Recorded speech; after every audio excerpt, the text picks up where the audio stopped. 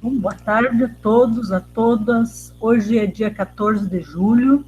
Nós estamos em uma atividade que reúne 3 disciplinas que são coordenadas pelo Departamento de Saúde Coletiva do Centro de Ciência da Saúde da Universidade Federal de Santa Maria. Saúde Coletiva 1 da Medicina, o SUS em Tempos de Pandemia, que é uma disciplina complementar de graduação que reúne 9 cursos, e também a nossa disciplina de planejamento, gestão e apoio institucional, que é do nosso mestrado em Ciências da Saúde. Nosso convidado de hoje é o professor Facchini. O professor Luiz Augusto Facchini é nosso amigo, militante do campo da saúde, é ex-aluno da nossa instituição, é médico, fonoaudiólogo. O professor Facchini é uma referência importante na epidemiologia e na atenção primária. Foi presidente da Abrasco, participa da coordenação da rede APS e tem contribuições fundamentais para essa discussão das redes e da atenção primária em saúde. O professor Facchini é professor da UFPEL. Eu queria também dizer, professor Facchini, que nós nos sentimos representados pela presença importante da UFPEL no cenário nacional em relação ao papel da universidade. E o convite ao professor Facchini está em uma sequência que nós procuramos, desejamos, que fique conectado com as outras ofertas. Então, os alunas que estão aqui, leram as conferências, a Alma Ata, Astana, e olharam para a sua rede através do portal Regiões e Redes. Então, esta conversa com o professor Facchini se dá nesse contexto, e daqui para frente nós vamos explorar algumas experiências locais, Palmeira das Missões, a experiência do enfrentamento da pandemia em favelas, em terras indígenas. Então, a nossa disciplina vai até setembro. Bom, professor Facchini, muito obrigada por ter aceito o convite. Está com o senhor a palavra. Muito obrigado, Liane, querida, muito obrigado. É um orgulho, é uma honra estar conectado com você, com todos e todas. Então, meu boa tarde, muito obrigado pela oportunidade de a gente estar reunidos e conversando aqui. Realmente, esse contexto da disciplina que você, os colegas da Universidade Federal de Santa Maria organizaram e oferecem para um grupo tão ótimo, tão abrangente, tão diferenciado de alunos, é realmente um privilégio, E conversar sobre o tema, pensando na importância estratégica da atenção primária à saúde no contexto do enfrentamento da pandemia de Covid-19, é uma obrigação de todos nós que somos acadêmicos da área de saúde coletiva, que somos trabalhadores de saúde, que somos gestores, que somos membros do controle social. Todo cidadão, toda cidadã precisa pensar e ter oportunidade de ter elementos para poder entender a importância da atenção primária à saúde no nosso país, no contexto do Sistema Único de Saúde, e agora, evidentemente, que em relação à pandemia. Vale a pena, talvez, Liane, destacar alguns elementos iniciais a respeito de entender esse papel da atenção primária à saúde no Brasil e de que maneira nós temos potencial para organizar essa resposta no enfrentamento da Covid e, ao mesmo tempo, entender quais são as oportunidades perdidas que nós temos tido em relação a essa situação. Então, eu poderia ficar conversando com vocês aqui de modo restrito em termos daquilo que é a atenção primária à saúde, das suas características e da forma como ela pode responder de modo efetivo, com qualidade, aos desafios do controle da pandemia de Covid-19. Mas, claro, a gente podendo pensar um pouco mais além do cercadinho, já que estamos em época aí de de cercadinho. Se nós pudermos ultrapassar o cercadinho, sempre a gente tem uma visão mais abrangente do mundo, né? Então, vale a pena recordar, vocês que estão, né, com esse esforço aí de ficar fazendo essa conexão entre teoria e prática sobre a atenção primária e as experiências que têm acontecido em todo o Brasil, em todo o mundo, evidentemente, mas estamos falando do Brasil, vale a pena pensar que a atenção primária à saúde, no caso do Brasil, atenção básica à saúde, estratégia saúde da família, são elementos dos sistemas de saúde, digamos, quase exclusivos dos sistemas universais de saúde.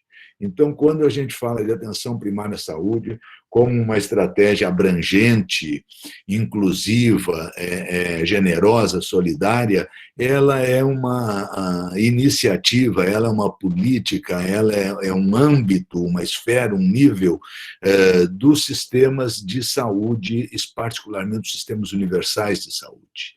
E no caso a atenção à saúde, e particularmente à saúde da família, ela tem uma relevância impressionante no contexto histórico. Então, em 1988, quando o SUS foi criado, a sua maior inovação em termos de sistema de saúde foi a organização de uma rede básica de saúde com materialidade, com prédios, com centros de saúde, com unidades básicas de saúde, com postos de saúde, como muitas vezes se chama, que organizaram toda essa base, toda a parte fundamental, né, as fundações do Sistema Único de Saúde. E, portanto, ela é capaz hoje de, em termos de estratégia de saúde da família, cobrir aproximadamente 130, 140, 150 milhões de pessoas em todo o nosso país. Fundamental, dado universal de saúde. Ela é a nossa melhor forma de organizar a resposta integral às necessidades de saúde da população. E ela também é a maneira que o Sistema Único de Saúde encontrou, que a sociedade brasileira encontrou, de promover equidade em saúde, de maneira que, né, se possa sempre fazer com que os cuidados que são necessários para um cidadão sejam oferecidos a todos aqueles que têm essa necessidade. Então, esse é o grande mérito que a atenção primária à saúde, a atenção básica, a estratégia de saúde da família tem no Brasil. Ela é a base desse sistema e ela é, portanto, um elemento fundamental na organização das nossas respostas sociais em saúde.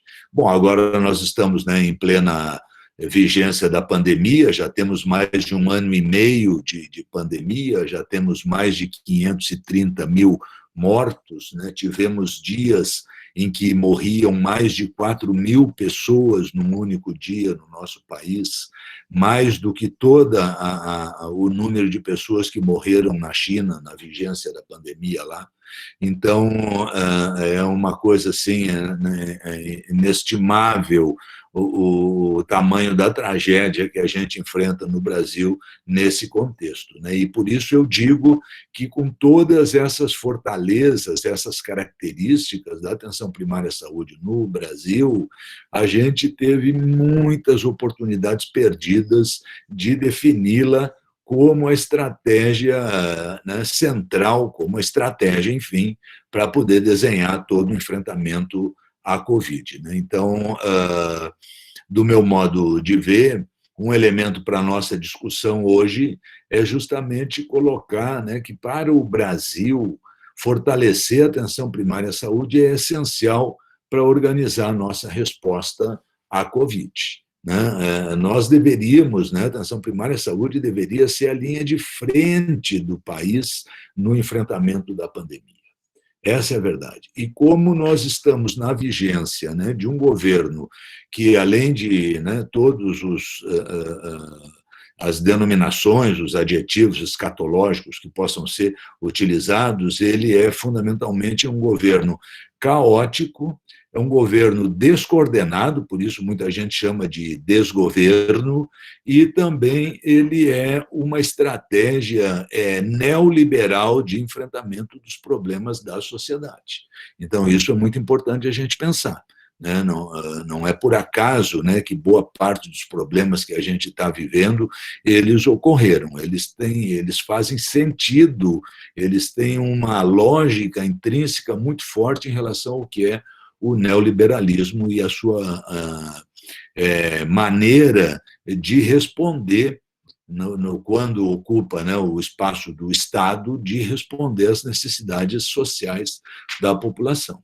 Do ponto de vista conceitual, né, do neoliberalismo, cada pessoa resolve por sua conta os seus problemas. Assim é visto.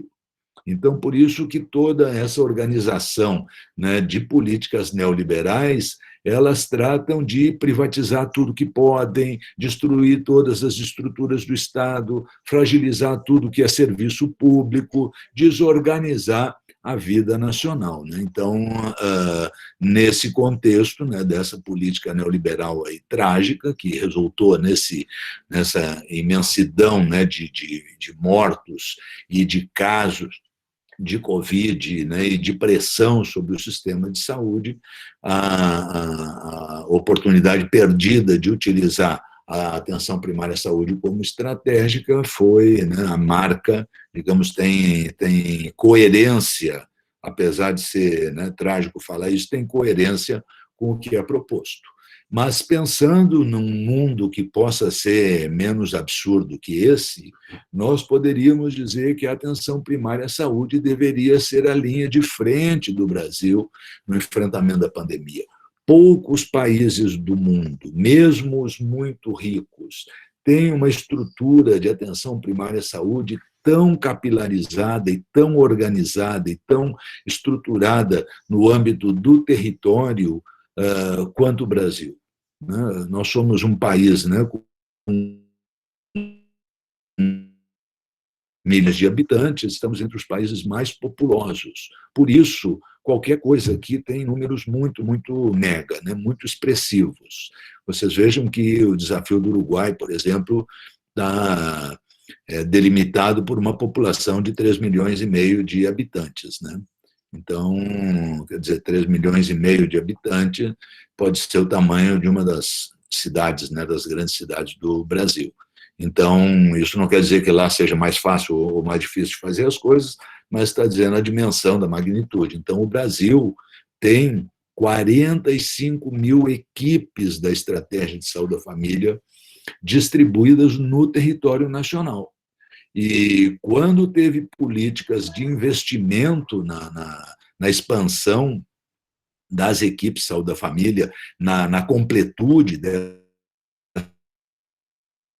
equipe, como por exemplo, durante a época do programa Mais Médicos, nós tínhamos médicos e equipes de saúde realmente em todo o território, desde os distritos sanitários indigenistas, lugares onde nunca antes teve um profissional de saúde, um médico, nos municípios, né, em mais de 1.000 municípios que nunca havia residido de modo regular um médico, ou seja, houve possibilidade de espalhar a estratégia de saúde da família e a resposta, né, da atenção primária no Brasil por todo o país. Então, esse é o contexto que fala, né, que a APS, portanto, sendo a base do SUS, ela é capaz de oferecer serviços de saúde essenciais, um pré-natal, um cuidado de uma mulher logo depois do parto para a revisão do puerpério, o cuidado dos bebês, a vacinação, a atenção, né, aos jovens, aos adultos, aos idosos, inclusive em casa,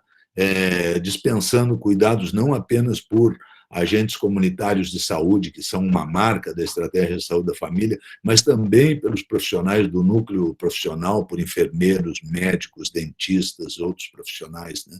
Capaz de mobilizar, portanto, né, um conjunto de outras ações no âmbito da rede de serviços de saúde, como vocês estão discutindo aqui na disciplina, né? Ou seja, especialistas, dos núcleos de apoio, das centrais de regulação, da articulação, né, com o SAMU, com os pronto-socorros, os hospitais, todos os âmbitos, né? Então, a atenção primária ela pode oferecer serviços essenciais, ela oferece serviços essenciais e de qualidade para poder abordar tanto as questões que produzem doença e morte independentes da Covid, quanto da Covid. E a partir, né, dessa sua tradição, dessa experiência, é que a nossa resposta à pandemia pode ser muito efetiva, né? Efetividade é um termo muito usado em avaliação de saúde, em epidemiologia, ou seja, efetividade é aquilo que a gente se propõe a fazer e que, de fato, alcança as pessoas.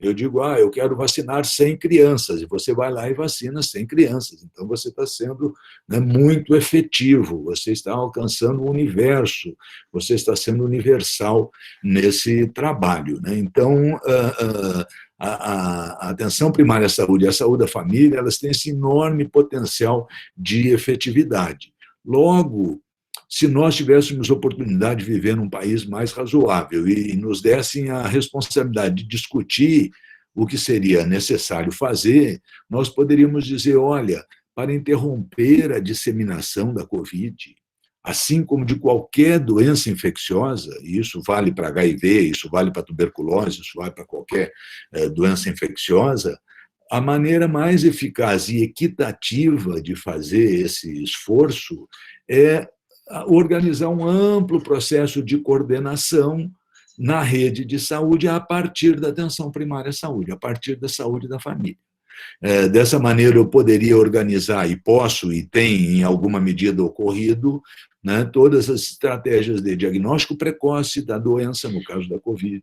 Então, os testes que são necessários para isso, vigilância de casos e de controles e de contatos, né, desses casos, rastreamento de pessoas que tenham sintomas respiratórios e de outra natureza que possam ter, né, suspeição de ser da doença, difusão e implantação de medidas de higiene, de prevenção, de isolamento social, de apoio à comunidade no sentido da forma de poder fazer frente às suas carências e necessidades, né, e do tratamento. E aqui é muito importante, né, nesse contexto em que o charlatanismo recomendou e difundiu tratamentos fantasiosos, né, tratamentos fake, ditos precoce, ditos preventivos, de tudo quanto é denominação aí. É importante lembrar que, inclusive, a atenção primária à saúde e a estratégia de saúde da família é uma proteção do cidadão do ponto de vista de segurança em saúde, de proteção contra os riscos que a má prática de saúde produz ao tratamento dos problemas decorrentes da Covid, evidentemente, do tratamento criterioso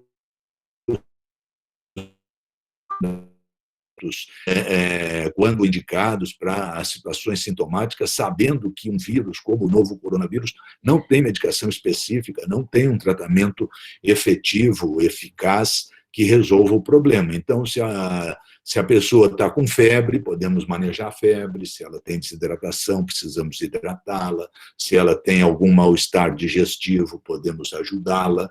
E se tem problema de pele, podemos abordar também o manejo desse problema. Então, claro, também o tratamento. E, claro, neste nosso contexto atual, mais do que tudo, na vacinação. Na vacinação, que é o elemento crucial hoje e que, em muitos lugares, é um processo altamente centralizado, um processo altamente burocratizado, que dificulta, né, o acesso das populações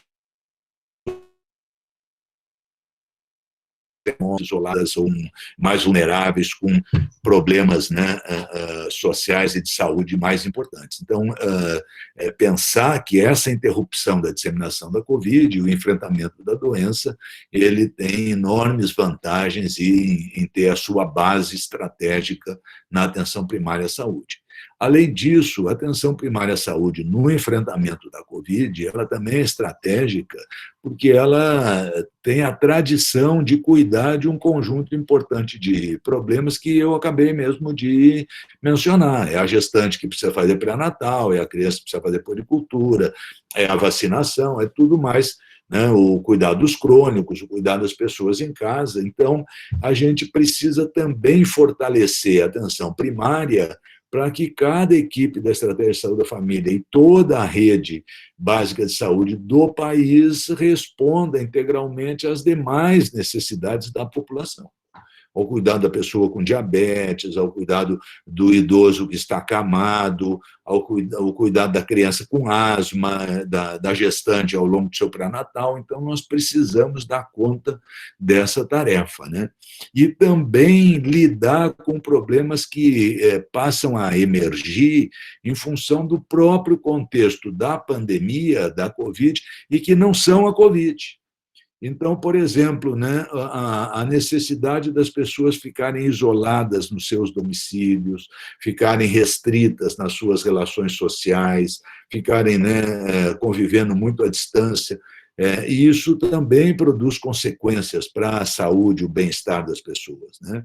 Pode produzir isolamento social, com isso pode produzir, né, sofrimento mental, pode produzir carências, inclusive de toda ordem, nutricionais, afetivas, enfim, né, de cuidado, pode retardar, né, o contexto da pandemia, pode retardar o atendimento das pessoas que precisam. Então, temos aí um contexto importante que requer esse investimento. E o investimento, né, para tornar a atenção primária à saúde estratégica no enfrentamento da Covid, ele requer, né, prioridade para investimentos nos trabalhadores, na capacitação dos trabalhadores, nos equipamentos de proteção, na forma de apoiar a organização dos serviços, na forma de apoiar as adaptações necessárias à prestação de serviços em cada unidade básica de saúde.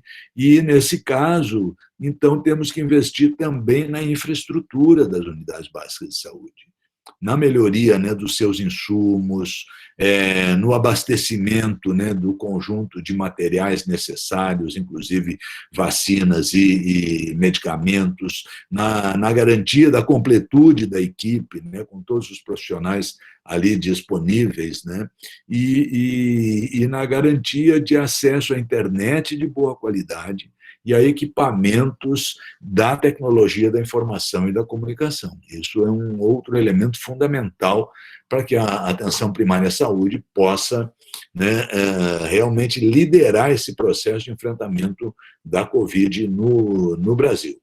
Com isso, nós temos muita capacidade de fazer com que o acesso às vacinas se torne mais facilitado, o cuidado da própria população na comunidade, de modo, né, que a gente apoie não a suspensão, a interrupção, né, a negação dos serviços de saúde à população, mas, muito ao contrário, a capacidade plena de resposta de modo adequado, correto, né, seguro, para que isso seja feito, né? Então, isso permite, portanto, que lugares remotos, na área rural, nos pequenos municípios, mas também nos grandes centros urbanos, também em Santa Maria, também, né, em Ipatinga, também em Pelotas, também em Belo Horizonte, em Porto Alegre, em qualquer lugar grande desse país, também aí a gente pode, né, responder adequadamente às necessidades da população, organizando a atenção primária à saúde, né? Outro elemento fundamental é facilitar o acesso da população a informações de boa qualidade sobre o que é a doença, como se proteger, quais são os elementos fundamentais das estratégias, né, de higiene e prevenção, do conhecimento das possibilidades e, principalmente, da necessidade da segurança das vacinas, da sua eficácia e efetividade para a população. Né? Isso tudo pode ser feito. Então, o que falta é priorizar investimentos na atenção primária, é a forma mais adequada e mais eficiente, mais barata, inclusive, né, de proteger a saúde e o bem-estar das pessoas. Não faz qualquer sentido imaginar que o planejamento de uma resposta do Estado, por isso falamos, né, de sistemas universais de saúde, estamos falando de um sistema completo e complexo, né? Não faz sentido começar esse planejamento, né, já que vocês estão na disciplina de planejamento, pelos respiradores, pela UTI e pela dependência e, inclusive, pela crise, pelo caos do abastecimento de oxigênio. Né? Então, nós temos que começar isso bem ao contrário, né? Para que as pessoas com problemas leves possam ser cuidadas, né, de modo adequado, nos seus próprios domicílios, com monitoramento da equipe de saúde da família, com apoio do agente comunitário de saúde, para que o seu problema não se torne mais grave e não requeira atendimento nos hospitais e nas UTIs. É disso que se trata, é assim que se reduz a mortalidade infantil, a mortalidade por Covid, perdão. E se tivermos a vacina disponível, como agora temos, né, então que ela se dê nesse mesmo processo. Então, quando a gente faz contas, né, eu tenho feito com os meus alunos, eu não sei se já fiz com vocês, Liane, se eu já fiz, vocês me perdoam, né? Por exemplo, em 45 mil... Oi, Marinel, tudo bom? A Marinel apareceu por ali. Se nós temos 45 mil equipes de saúde da família, a gente, pensando, né, nas 340 milhões de doses que nós temos que aplicar para termos uma cobertura da vacina de 75%, a gente poderia fazer isso de modo muito prático, ainda que em alguns lugares possa haver também lugares centralizados para aplicação de vacina.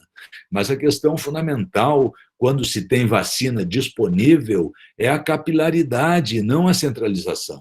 A centralização é quando você tem só 10 doses de vacina para uma população de 300 mil habitantes. Isso aí, claro, não tem jeito, né?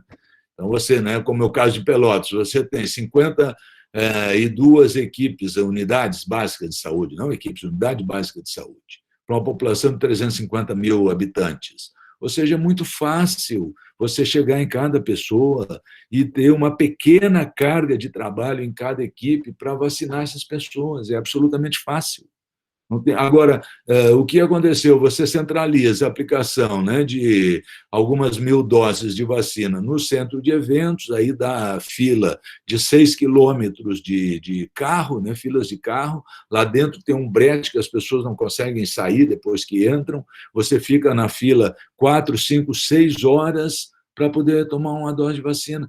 Não faz sentido isso é um absurdo, isso é uma loucura.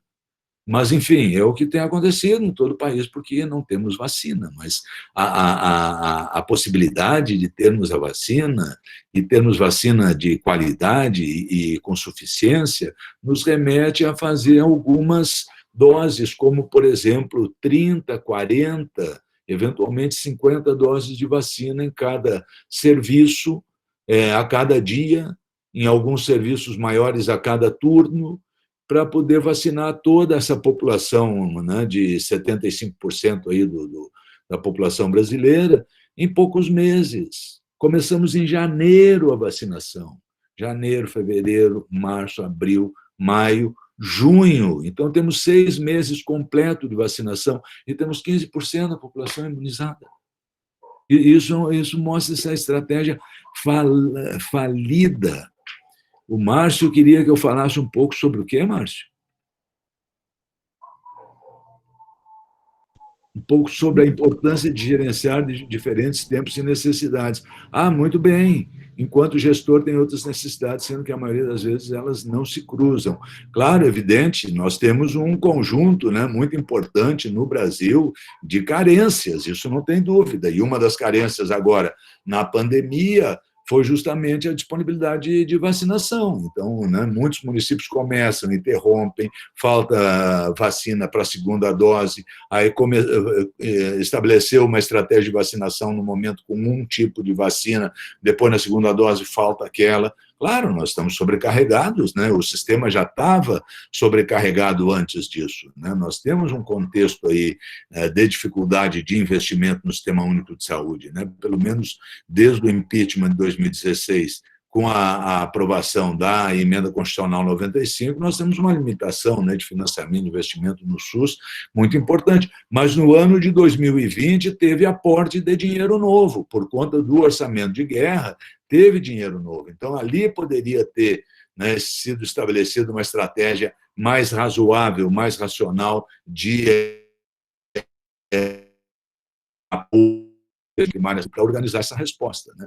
E aí eu acho que para os gestores, um elemento que pode nos ajudar muito é pensar, né, que aquilo que já é feito na atenção primária à saúde pode ser feito de maneira muito melhor no caso de tomarmos a tarefa da estratégia de saúde da família, por exemplo, liderar esse processo, né? Então, por exemplo, diagnóstico e triagem de casos de Covid. Em muitos lugares tem acontecido isso, mas nós temos que ampliar a testagem, nós temos que organizar, né, protocolos de sintoma para que qualquer profissional de saúde, seja o agente comunitário, os auxiliares ou técnicos de enfermagem, o dentista, o médico, a enfermeira, possam rapidamente identificar se os sintomas que a pessoa está relatando, por exemplo, por telefone,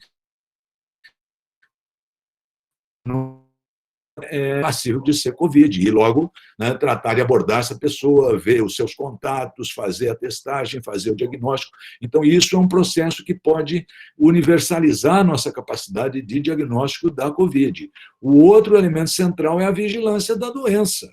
A vigilância da doença, ela ajuda a desacelerar a propagação, ela ajuda a reduzir. A gente não fala, né, que no caso da Covid a gente tem disseminação agora comunitária. A estratégia de saúde da família tem tudo a ver com comunidade, né? Então, nós podemos fazer com que cada vez que você tenha um caso diagnosticado, haja todo um processo de vigilância articulado desde os agentes comunitários até a equipe na unidade básica, para saber da evolução desse caso, se a pessoa está tranquila, se está obedecendo à quarentena, quem foram seus contatos, se os contatos foram testados e se estão em quarentena, fazer uma vigilância e resposta integrada em saúde. E, se necessário, você pode estabelecer os devidos tratamentos, quando, né, disponível, aplicar a vacina e fazer o processo, portanto, articulado de vigilância e cuidado de saúde. Com isso, temos um forte potencial de reduzir a demanda sobre os hospitais, sobre as UTIs. Portanto, se nós cuidarmos com sucesso de todos os pacientes com doença leve e, eventualmente, até mesmo moderada, nós vamos evitar o agravamento. E, com isso, a gente pode ter, né, um processo que seja não apenas mais efetivo, que salve vidas, que proteja a população, né, do risco de morte, como melhora a qualidade do cuidado, tanto presencial, naqueles casos em que a gente mantém o atendimento na unidade básica, quanto domiciliar, que são tradições da estratégia de saúde da família, mas também com as suas inovações, o teleatendimento, a teleconsulta, o telemonitoramento, teleorientações, né, o teleagendamento de contatos, né, a teleorientação sobre dúvidas, né, esclarecimentos, e até mesmo para estabelecer as questões de comunicação e educação em saúde dessa população, né? A saúde da família, ela tem uma enorme potencialidade de reduzir iniquidades sociais, de superar estigmas e discriminação de população vulnerável e, portanto, de promover os 3 princípios fundamentais do SUS: a universalidade, a integralidade e a equidade. Em suma, a saúde da família tem enorme capacidade de conhecer, né, a sua população e de estabelecer a resposta adequada, né, nos territórios e populações sob sua responsabilidade. E isso é realmente muito relevante no momento que a gente tem que manter o acesso ao serviço de saúde rotineiros, essenciais, organizar, né, essa nossa resposta à Covid no território portanto, reduzir não apenas a imensa mortalidade por Covid-19 no Brasil, mas também as doenças não relacionadas à Covid, que podem aumentar, pode ter uma mortalidade em excesso por conta dessas interrupções, dessas inadequações no serviço, dessa maneira, digamos, reversa de ver o planejamento, começando pelo respirador e a UTI, e não pela base aonde as populações residem, aonde a abordagem pode ser mais adequada.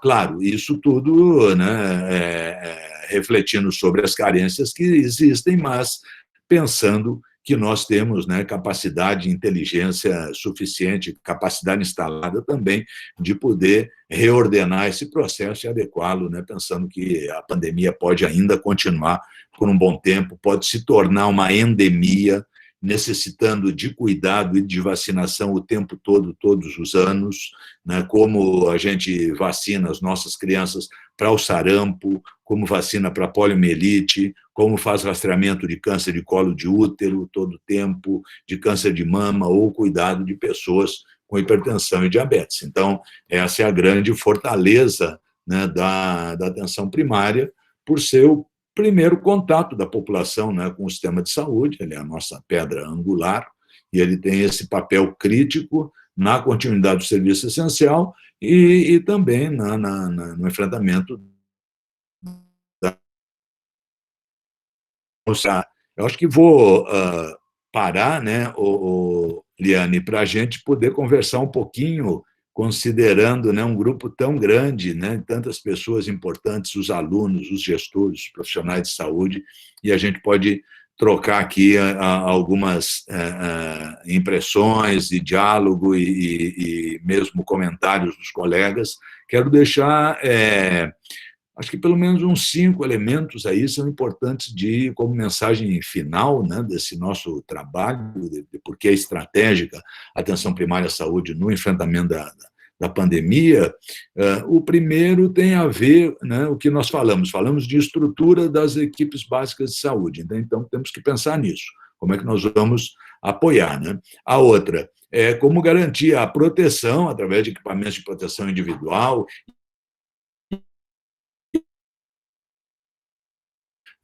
ter essa continuidade, não apenas em relação àquilo que se relaciona relação que se relaciona bom, né? Não apenas em relação à Covid, mas também em relação aos outros problemas de saúde, né?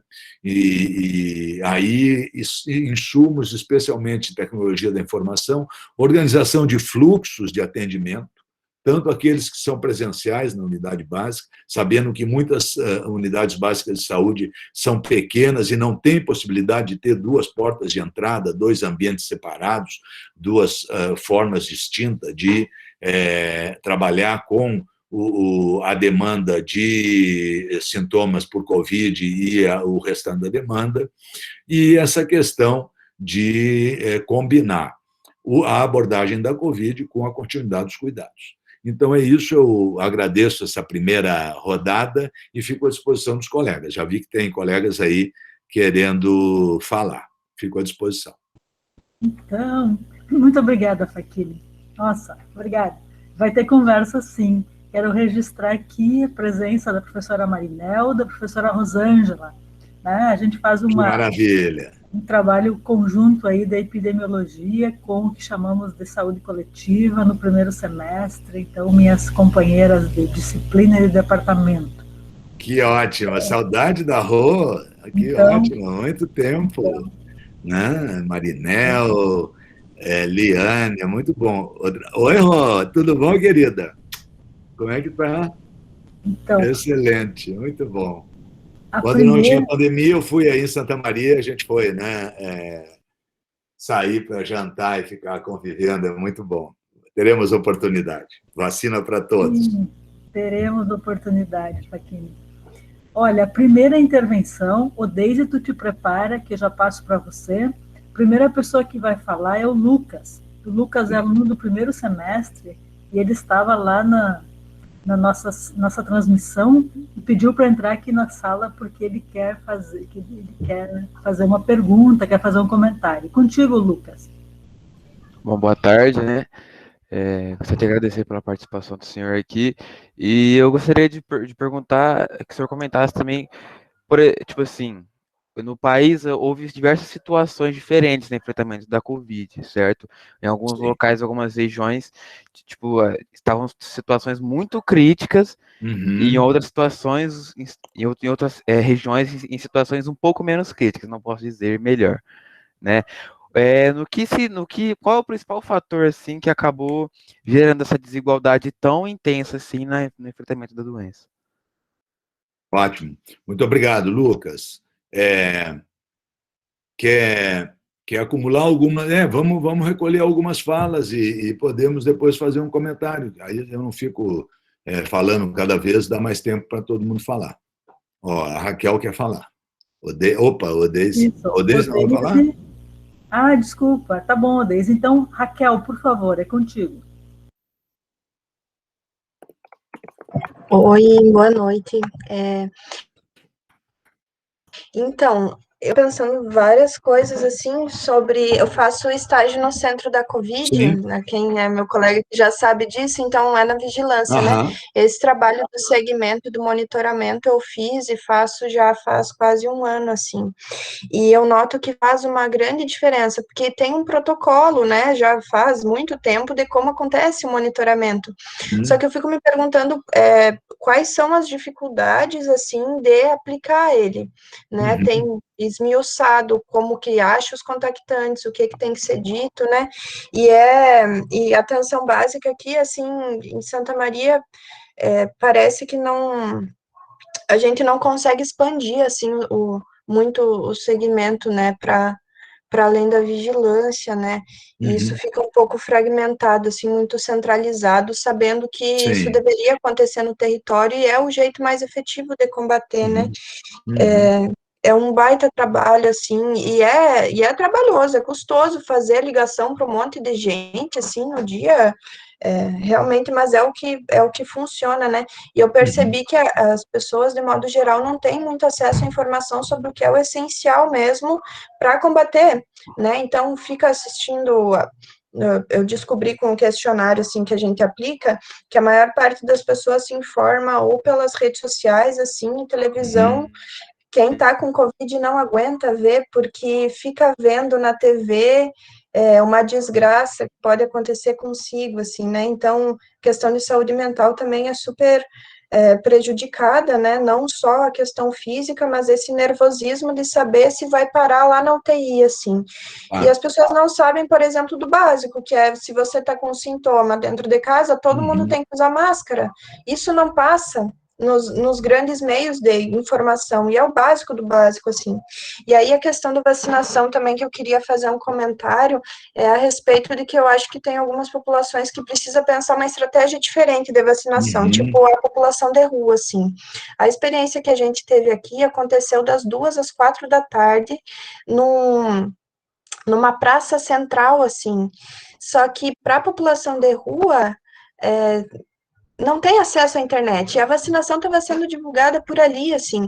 Então eu fico me perguntando como que a gente faz para ampliar. E aí eu tenho algumas respostas, uma só que eu acho que é a busca ativa, assim, que é o que falta. Parece Uhum. que falta um pouco de Uhum. motivação, assim, de vamos fazer a busca Uhum. ativa. Não dá para ficar esperando as pessoas adivinharem que tem vacina na praça num horário que eles estão tentando conseguir dinheiro ou alguma coisa para o final da noite, né? Então, eu descobri umas coisas assim, perguntando mesmo, né? Porque eu acho que eu fui a única pessoa ali que saiu e foi atrás. Então, eu descobri que perguntei para uma pessoa de rua, então, qual o melhor jeito de vocês terem as informações? E daí a pessoa me disse, do jeito que você está fazendo, vem aqui e nos fala. né? Simples. Vai até a pessoa e fala. E eles têm uma rede própria de comunicação e de sobrevivência, assim, em relação à alimentação, onde consegue as coisas. Isso é super importante, assim, que parece que é um pouco esquecido quando se pensa essas ações, para quem que elas são. Eu perguntei o melhor horário para acontecer a vacinação, e não é no meio da tarde, é das 6 às 7, que é quando eles estão voltando para recolher e se preparar para dormir, assim. Então, às vezes parece que as ações, elas vêm um pouco sem pensar para quem que é e acaba atrapalhando, né? A nossa intenção, que é chegar nas pessoas que estão mais vulneráveis, assim. E aí tem uma outra questão que eu fico me perguntando também, que aparece como questão, por exemplo, ocupações urbanas, assim, que não são cobertas por alguma unidade de refeição, tipo uma ISF, né? Então, as pessoas que moram numa ocupação, às vezes, têm que se deslocar muito longe para conseguir atendimento, porque a unidade que está ali do outro lado da rua não atende eles. Então, parece que é um monte de processo burocrático que impede as pessoas acessarem mesmo o serviço e ter essa continuidade, né? E, enfim, não sei, queria colocar essas coisas, foi o que mais me surgiu, assim. Muito bom, Raquel, muito bom. Nós vamos comentar sobre isso. Muito, muito legal as tuas reflexões. Vamos seguir mais um pouquinho aqui. Facchini, o Fábio é também no primeiro semestre da medicina. E ele diz, esta semana presenciei um falso negativo de um PCR pelo SUS. O exame foi realizado na rede particular, o que corroborou a suspeita da Covid. Tal fato poderia causar aumento de incidência em novos casos. A auditoria desses exames é uma pergunta mais específica, eu acho que nós podemos ouvir a Giovana e aí abrimos para comentários teus. Só queria registrar essas questões que a Raquel está levantando em relação aos vazios assistenciais, né? Ou a falta de vínculo a unidades de saúde da família ou unidades de atenção básica que possam dar continuidade, ou possam estabelecer vínculo, é um tema que que tem nos ocupado. A professora Rosângela tem coordenado uma ação que é pesquisa, extensão, com apoio, que visa achar estratégias para diminuir a iniquidade no acesso à vacina. Quer dizer, olhar para as barreiras e tentar superá-las, né? Depois ia pedir que falasse disso. Giovana, você fala, depois Matheus e depois o professor Facchini. Pode ser? Claro, tranquilo. Boa noite a todos e todas. Boa noite, professor Facchini. Boa noite, Giovana. Eu fico muito pensando nessa questão da atenção básica, né, das estratégias de saúde da família. Eu sou acadêmica de terapia ocupacional e extensionista da saúde mental, e a gente estamos agora realizando ações remotas, né, vinculadas a 2 unidades básicas de saúde aqui de Santa Maria. E aí, assim, o que a gente vê são profissionais muito adoecidos, muito cansados, né, com pouco recurso. Antes, até um tempo atrás, as ESFs em Santa Maria não estavam fazendo testagem, né, PCR. Agora eles começaram a fazer testagem. Então, assim, tem muitas questões, assim, da vida prática mesmo, por exemplo, não ter equipe de higienização, sabe? Aí, se chega uma pessoa e testa positivo na UBS, eles não conseguem abrir a UBS para mais pessoas acessar, ou tem que fechar aquela sala, porque à tarde não tem equipe de higienização. Na primeira atividade que a gente fez aqui na disciplina, foi assistir uma palestra do professor Gastão, e ele falou, serviço de saúde não pode ser cartório, serviço de saúde tem que se atualizar, né? E assim, ESF com um computador, sem Wi-Fi, com acesso, sem sinal de celular. Hoje eu estava numa reunião de saúde mental com o pessoal do CAPS falando que solicitou já faz 1 ano para a prefeitura o Wi-Fi e ainda não tem. Então, assim, como é que a gente faz isso se a gente não tem acesso aos meios, né? Então, assim, eu mesmo participo de grupo online, né? Tem grupo online com adolescente, faço telemonitoramento desde o início da pandemia, mas tudo com recurso próprio, tudo com o meu telefone, essas pessoas têm o meu número, o meu WhatsApp. E, assim, a gente, estagiário, até os residentes, está conseguindo, assim, lidar com isso, e a gente nunca teve problemas, assim. Mas os trabalhadores, eles têm muito receio que o número se espalhe e que daqui a pouco tenha alguém de madrugada mandando uma mensagem: olha, estou em crise, vou cometer suicídio, como já aconteceu com profissionais, né? Então, assim, tem que ter esse cuidado também, né? Não dá para sair por aí distribuindo o próprio número, né? Usando os recursos próprios. E o que a gente vê é isso, assim, as pessoas muito adoecidas, né? Porque não tem recurso para trabalhar. Estão fazendo o que dá, mas sem recurso, né? Então, assim, muitas vezes a gente fala, né? E concordo com o senhor, acho brilhante quando o senhor fala, né? Que se a gente começasse o cuidado pela atenção básica, talvez a gente estaria bem melhor hoje, né? Mas, assim, a gente também precisa dar recurso para essas pessoas, capacitação, tudo isso que o senhor foi falando, né? Excelente, excelente, Giovana, muito bom. Matheus, depois para Boa noite, professora, boa noite, professor, boa noite a todos. Gostaria de comentar uma coisa, assim, que nós estudamos agora, eu faço odontologia, estou no primeiro semestre, daí em saúde coletiva a gente estudou um pouco sobre a transição das doenças, que antes predominava muito mais as infecciosas sobre as crônicas, e agora conseguindo se controlar mais as infecciosas e as crônicas virando, né, predominantes. Eu gostaria de trazer, assim, o assunto agora que nós temos a pandemia.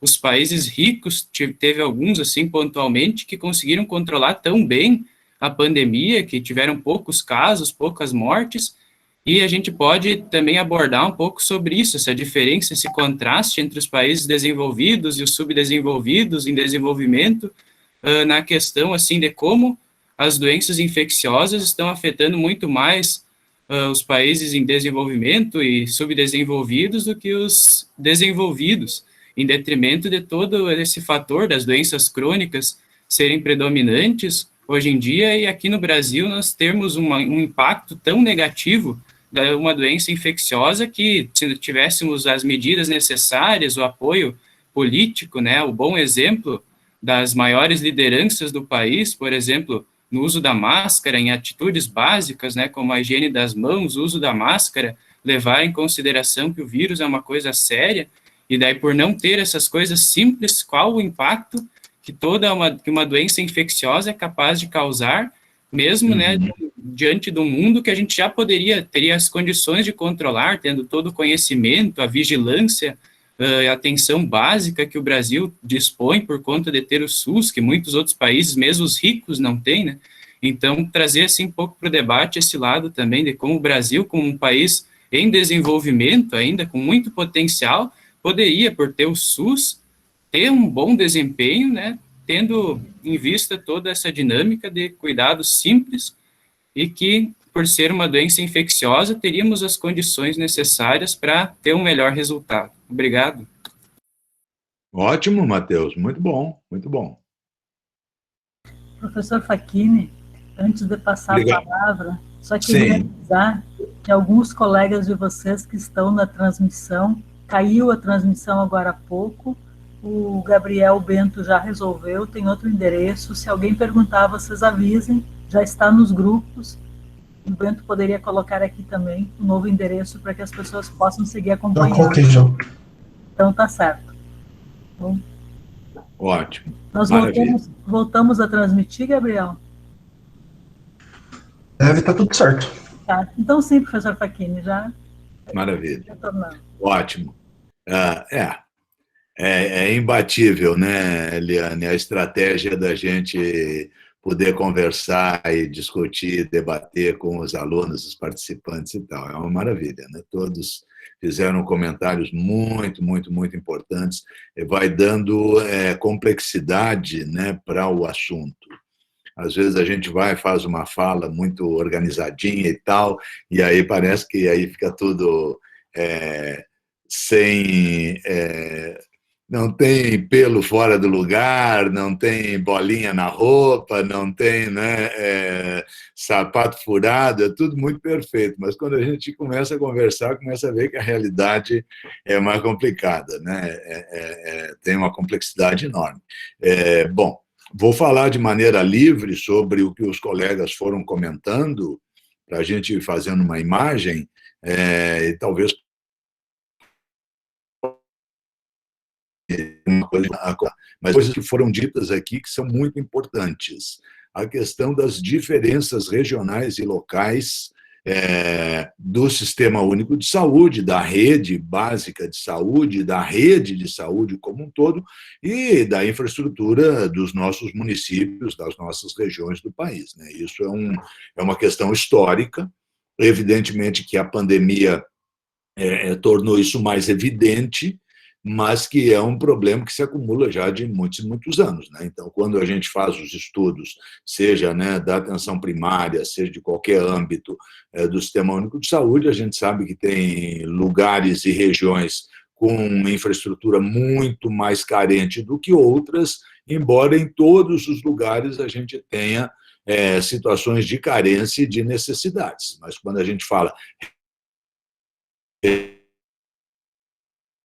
uma característica que não é ser mais pobre ou por ter menos infraestrutura comparado àquele padrão que poderia ser identificado, por exemplo, em São Paulo, ou em Porto Alegre, ou em qualquer outra grande capital, né, das regiões sul e sudeste do Brasil, mas também porque tem outra característica cultural, geográfica, ambiental, de toda a natureza complexa daquela região. Então, ali, as condições de enfrentar qualquer problema e qualquer demanda de saúde, ela tem peculiaridades e carências e limitações muito importantes, né? E isso vale para a região Nordeste, vale para Centro-Oeste, vale para Sul e para Sudeste. O Brasil tem iniquidades e desigualdades regionais muito, muito, muito marcantes. E elas se expressam não apenas em termos das macro-regiões do Brasil, mas, inclusive, no porte dos municípios, né? Um município, pelo fato de ser pequeno, médio ou grande, isso automaticamente não lhe atribui característica de pobreza ou riqueza. Claro, a gente tem muitos municípios grandes que são pobres, relativamente pobres, e tem alguns municípios pequenos que são muito ricos. Mas no Brasil, via de regra, quanto menor o porte do município, maior a pobreza, o IDH é mais baixo, a infraestrutura de saúde é mais complicada, é mais limitada. Isso é o comum, né? Então, não é que seja obrigado a isso, mas é o que nós encontramos muito, né? E vários outros elementos que vão se refletindo do ponto de vista, né, da possibilidade de acesso, a disponibilidade de estradas, de infraestrutura, de circulação, de transporte. Então, tudo isso tem muita importância em termos de pensar, né, as características locais e regionais quando a gente planeja o enfrentamento de uma doença, e estamos falando aqui da Covid, mas poderia estar falando de qualquer ação de saúde. E isso, né, vários colegas falaram, né, Raquel falou, Giovana falou, tantos falaram aí, de que nós estamos falando de serviços que, em boa medida, são sobrecarregados, já no cotidiano eles têm demanda, né, importante, e agora já estamos há 1 ano e meio nessa pandemia e todo esse processo, né, tenso, complicado, complexo, né, com repercussões importantes para a saúde, não só da população, mas dos trabalhadores de saúde, de maneira importante. Então, claro, é muito crítica a nossa situação. Então, 2 coisas. A primeira, nós precisamos de um esforço, né,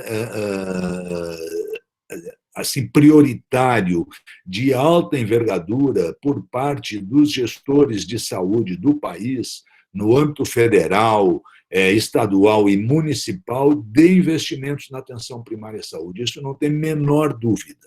Nós temos centros de saúde que são muito bonitos, que são muito bem organizados, e ainda a maioria é muito pequena, carente, pobre e com limitações, né? Então, nós temos que fazer esse investimento. Fazer investimento nos profissionais de saúde é importante. E pensar as estratégias locais e regionais de acordo com essas características e outras, como eu falei, né, em termos culturais, geográficos, né, até de topografia, de tudo. Então, alguém disse, quando vamos fazer uma campanha de vacinação, nós podemos estabelecer uma base, podemos fazer uma base. Por exemplo, campanhas centralizadas e por faixa etária. Essa é uma possibilidade. Então, no caso de Pelotas, vamos colocar toda a vacinação lá no centro de eventos, né, em tal dia, de tal mês, né, sei lá, quando começou o mês de janeiro desse ano, vacina quem tem 90 anos e mais, depois de 89, depois de 88, depois 70, e vai caindo e tal. Podemos fazer isso. Claro, essa é uma possibilidade. Não é a única e nem necessariamente a melhor. Claro, temos que pensar isso.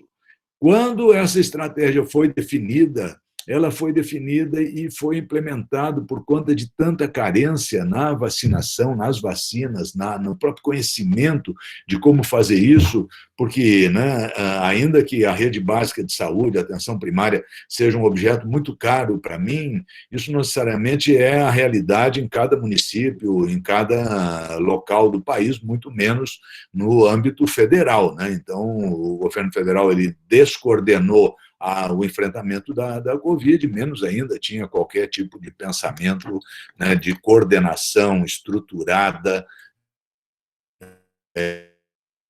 todo essa parte básica. Bom, aí acontece, você divide as vacinas disponíveis de modo aritmético e diz, bom, eu tenho X pessoas com 80 anos e mais em tal comunidade, vamos supor que sejam 10 pessoas, então vou mandar para aquela comunidade 10 doses de vacina. Tá bem? Tá bem. Então, aritmeticamente, vamos dividindo e vamos distribuindo a pobreza, né?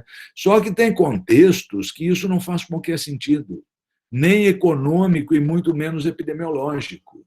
Por exemplo, uma comunidade indígena, ou ribeirinha, no alto do Rio Solimões ou do Rio Negro, que você precisa viajar de barco 6 horas para poder, com uma equipe, né, de agente comunitário, de uma técnica, eventualmente uma enfermeira, um médico, chegar nesse lugar e depois de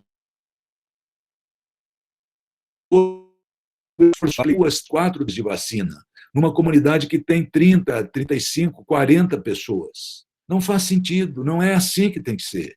Você tem que ir para aquela comunidade e vacinar todo mundo. Claro, na unidade básica de saúde do bairro do Areal, em Pelotas, eu posso fazer um processo, né, descentralizado para as pessoas ali e aplico as 10, as 15, as 20 doses para as pessoas numa determinada faixa etária, no outro dia para outras e tal, e não preciso mandar todo mundo para o centro de eventos. Mas, numa comunidade ribeirinha, você não vai lá aplicar algumas doses, você já vai e imuniza todo mundo. Então, pronto, aquelas 30 pessoas que estavam lá serão todas imunizadas e vamos acompanhar. Então, em vez de fazer uma viagem de barco a cada semana para vacinar um pequeno contingente de pessoas, eu faço 2 viagens se a vacina for de 2 doses e resolve o assunto. E aí alguém sempre me lembra, mas não tem vacina. E aí o que a gente faz? Bom, aí então é a tristeza total, né? Mas mesmo assim é possível que em plena carência, no município, né, simulado esse que eu estou mencionando, tivessem 30 doses de vacina e se pudesse privilegiar primeiro a comunidade A e depois a comunidade B e depois a C e tal, até chegar na totalidade da população daquele pequeno município. Então, é preciso jogar com a inteligência da saúde coletiva, a inteligência do planejamento, a inteligência epidemiológica, para poder pensar como fazer isso de modo razoável e mais efetivo. Porque, afinal, nós estamos querendo fazer barreiras, nós estamos querendo impedir a disseminação da doença. Então, não faz sentido usar só a aritmética. A aritmética ela ajuda, mas ela não é suficiente, ela não é. Né? Se matemática, e especialmente a aritmética, fosse a única ciência necessária, a gente não precisava estar estudando saúde coletiva, medicina, epidemiologia, ciências sociais, né? O que mais fosse o caso. Né? Então, essa é uma questão fundamental. E nesse contexto, né, Raquel, muitas questões da centralização ficaram presas nessa lógica. Então, não tinha teste, centraliza o teste. Não está organizada a rede básica, centraliza a vigilância.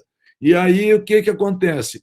É complicado se você tem um centro Covid, né, de vigilância para um único município. Se o município tem, sei lá, 2.000 pessoas, pode fazer sentido. Talvez seja exatamente isso. Vamos com um centro numa localidade de 2.000 habitantes, a gente resolve tudo. Mas num município de 350 mil, numa cidade de 1 milhão de habitantes, não faz sentido. Então, você vai ficar ligando para todo mundo. O que aconteceu em Pelotas? Eu sempre falo de Pelotas porque, pelo menos, eu falo do meu lugar, não fico, né, criando problema com os outros. Mas aconteceu que eu, infelizmente, acabei tendo Covid. Tive Covid e fiz todo o meu cuidado pelo Sistema Único de Saúde, entendendo? Inclusive o diagnóstico. Eu já tinha tomado a primeira dose da vacina e, ainda assim, eu acabei me contaminando e tive Covid. E aí, um certo dia, eu tive um mal-estar muito grande e aí tive um desmaio. E aí, com esse desmaio, isso desencadeou na minha família ligar para a SAMU. Aí veio o SAMU correndo lá. E foi um ótimo atendimento. Me cuidaram de maneira... Nem sabia que eu era médico, simplesmente chegaram lá e começaram a me atender. Foi muito legal. E aí me levaram para a UPA. E eu, ao chegar na UPA, fiz atendimento, eles estavam, né, com suspeito que eu pudesse estar com um infarto, então faz um eletro correndo, enquanto isso já vai hidratando o cidadão. Aí, claro, como eu tinha tido febre, tinha tido náusea, vômito e tal, já fiquei hidratado, me recuperei, a minha oxigenação estava ótima, aí, dali a pouco, vem a enfermeira e diz, vamos fazer o PCR. Eu digo, maravilha, fez o PCR pelo SUS. E aí me disse, tal dia, né, alguns poucos dias ali depois, o resultado estará disponível. Aí, o que aconteceu? Eu recebi o resultado do exame, né, pelo sistema público e nunca mais tive qualquer contato com o Sistema Único de Saúde.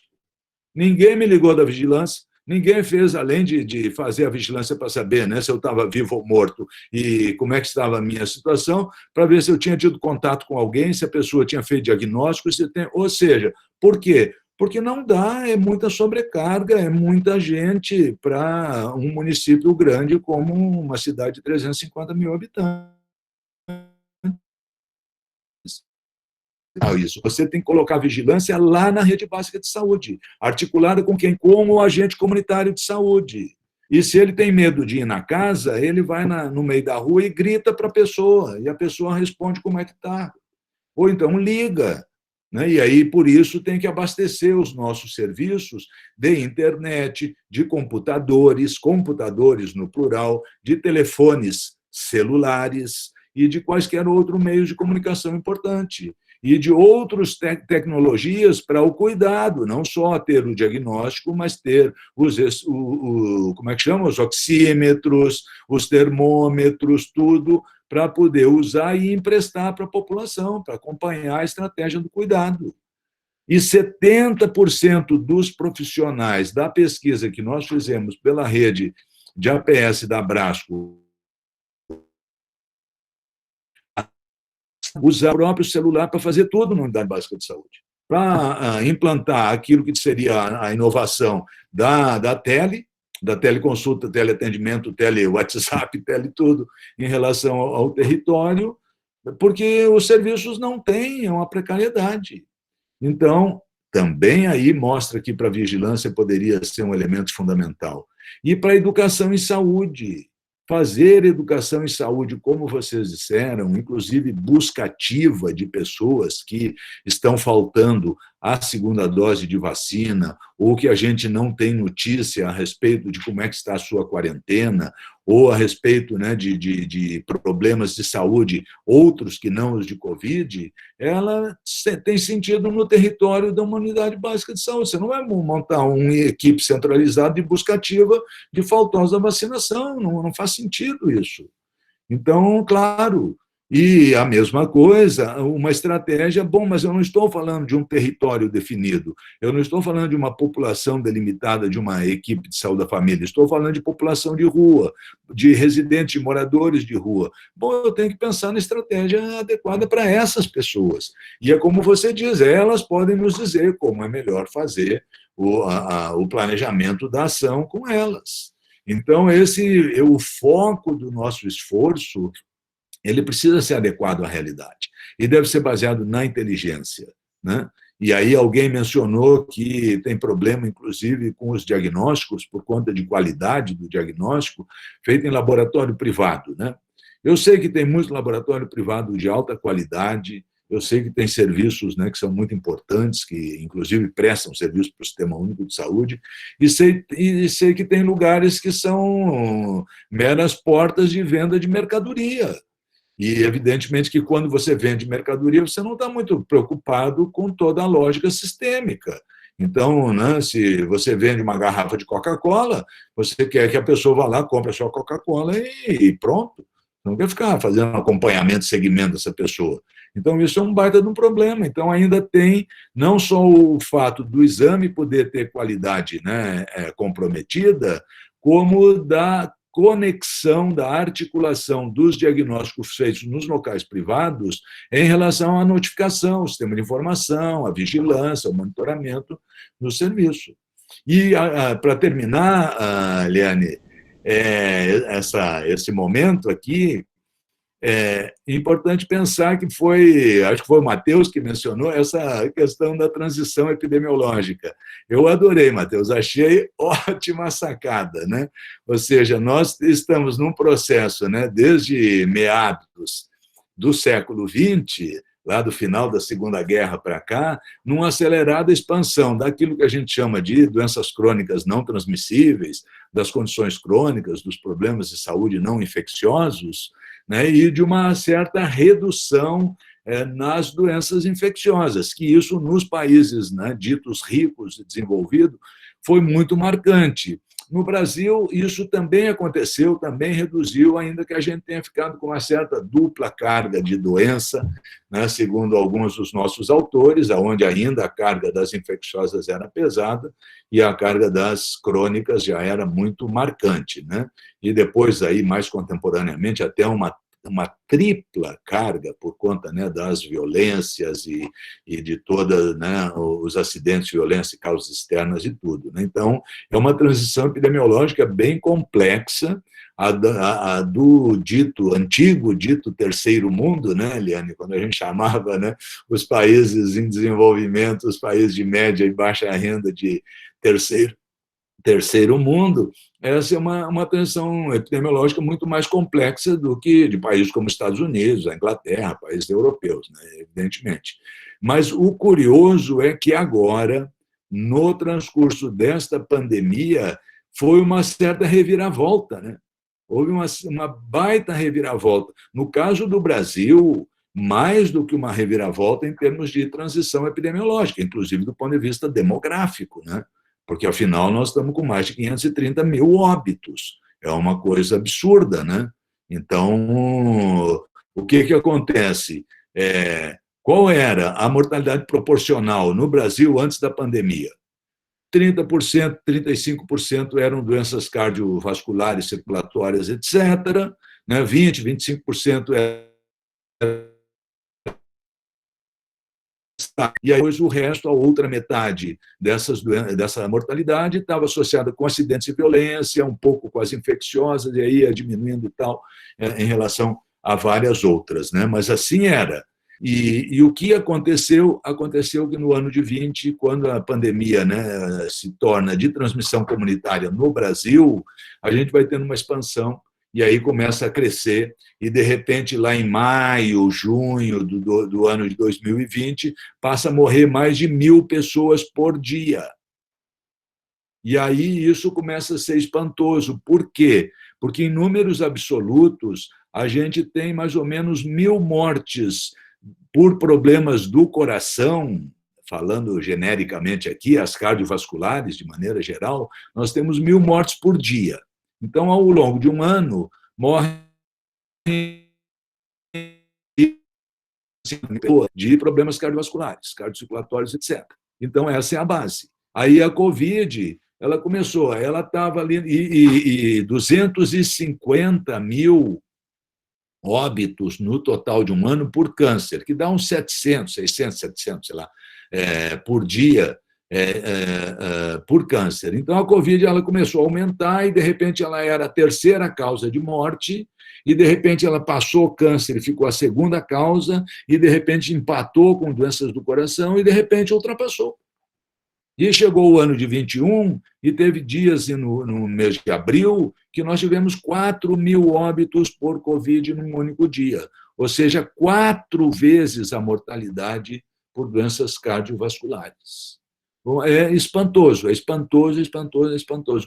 Isso, evidentemente, que produziu um efeito em termos epidemiológicos, né, em termos de transição aí, transição, a gente está sempre em transição, né? A vida é uma transição, a gente está caminhando, vamos lá.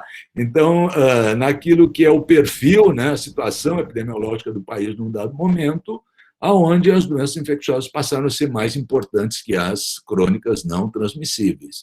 Isso aconteceu aqui de um modo muito espantoso, mas aconteceu em muitos outros lugares do mundo, evidentemente, né? Inclusive em países ricos, inclusive em países com boa estrutura, né, da rede de proteção social, do serviço de saúde, etc. Então, nós tivemos um baita impacto. E nesse contexto de 4 mil mortes por dia, a gente teve, evidentemente, um outro impacto, que aí precisamos ainda, tem já vários estudos saindo, mas precisamos terminar de estudar isso, que é o excesso de mortalidade por outras causas de doença não Covid. Por conta de... teve momentos, o que vocês viam na mídia? A Covid expandiu muito no município de Santa Maria, no município de Pelotas e tal, estão suspensas as cirurgias eletivas, estão suspensas as internações eletivas por questões clínicas, está tudo que é lei está destinado para a Covid, inclusive de UTI. Pronto. Aí, ou seja, problema de risco não Covid, né? E aí excesso de mortalidade. Então, acho que esse é um contexto um pouco desses comentários que vocês fizeram. Tem mais gente querendo falar, vou dar oportunidade, Liane, para a gente poder, então, evidentemente... vamos abrir uma última rodada, pode ser? Quem quiser falar, então se manifesta. Eu vou abrir essa rodada fazendo dois registros. O primeiro é agradecer ao Murilo. O Murilo é o secretário do nosso mestrado, e ele fez um super trabalho de divulgação agora à tarde e está nos acompanhando na transmissão. Dizer também, professor Facchini, que nós olhamos para a homenagem ao Mário Testa nestes dias. Que maravilha! E aí, te ouvindo, né, dá para fazer uma relação importante com aquele texto do Mário Testa, que a atenção primária é primária básica, não primitiva. Claro, então, sim, lógico. Achei fantástico, porque essa discussão agora, ela volta com muita força, não é? Que é trabalhar, o trabalho na atenção primária é um trabalho de valor, aí precisa ter recurso, né? Então, essa perspectiva assim, que você está trazendo. E eu teria uma questão para pedir que você desenvolva, se for possível. Nós estudamos, lemos Alma Ata, lemos Astana e lemos alguns textos da Lígia Giovanella sobre isso e da rede APS. Esse debate acerca do acesso universal e cobertura universal, ele é um debate que nós devemos valorizar. Eu pedir que você nos dê algumas pistas assim sobre isso. Raquel, você havia pedido para falar, e a Marinel levantou a mão. Vamos passar para a Marinel? Maravilha. Marinel.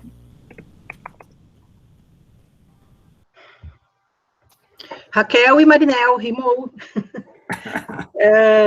Mas eu até... Oi, Facchini, tudo bom? Oi, querida. E aí? Maravilha. Bom te ver, muito bom. A professora Faixinha? Isso. Olha só, eu estava pensando em falar até em cima do que a Raquel falou mesmo, né? E porque diante de toda a importância da atenção primária e da estratégia de saúde da família que o professor Facchini está nos trazendo, eu queria te dizer, professora Eliane, que a nossa atenção primária aqui é primitiva mesmo em Santa Maria. Já que nós estamos em Santa Maria, a gente tem que falar mais sobre isso, porque a situação aqui, quando o professor Facchini veio aqui a última vez, nós estávamos com o surto de toxoplasmose, lembra, Facchini? Isso, exatamente. Durante a pandemia, a gente teve surto de dengue em Santa Maria, né? Então, esse recomeço na pandemia, porque um dia vai terminar, né, a pandemia, claro, né? É preocupante aqui em Santa Maria, nessa região aqui principalmente na cidade de Santa Maria, porque, Facchini, a gente tem um município de 282 mil habitantes, que é gestão plena da atenção básica ainda, né? Poucos municípios, tu, como conhecedor, né, da atenção primária, poucos municípios desse porte ainda, né? Sim, que estão nessa gestão plena da atenção básica. A gente tem que falar mais sobre isso. Nós temos 42% de cobertura da atenção básica em Santa Maria. É uma miséria. Então, tudo isso que o professor Facchini está nos falando é para menos que 50% da população. Claro. E da estratégia de saúde da família, menos que 20%. Há discussão se é 18%, 20%. Então, é preocupante, muito preocupante a situação em Santa Maria. São 17 equipes, 14 UBS, 17 equipes de saúde da família, 3 pontos de atendimento, tem ponto de atendimento aqui ainda, né, e 8 hospitais, né? Então, como retomar, né, depois diante dessa situação, acho que para menos da metade da população que vai poder ter todo esse privilégio que tu estás nos trazendo. Então, o foco é esse, é aumentar a cobertura em Santa Maria. Quando é que a gente vai atingir gestão plena em Santa Maria, gente? Essa é a principal preocupação.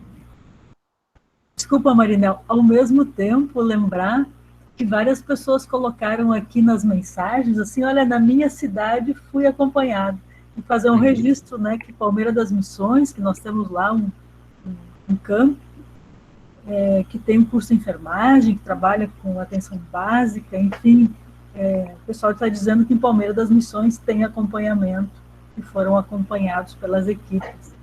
E só mais uma informação, professora Eliane, os custos, os investimentos são do mesmo porte que Pelotas, por exemplo, que tem uma cobertura muito maior. Claro. Então, Santa Maria é um problema.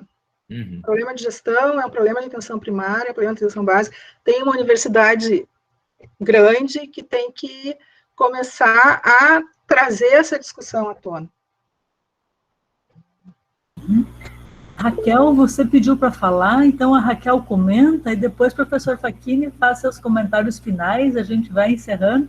Para quem está em Santa Maria, começou uma chuvarada. Opa, né?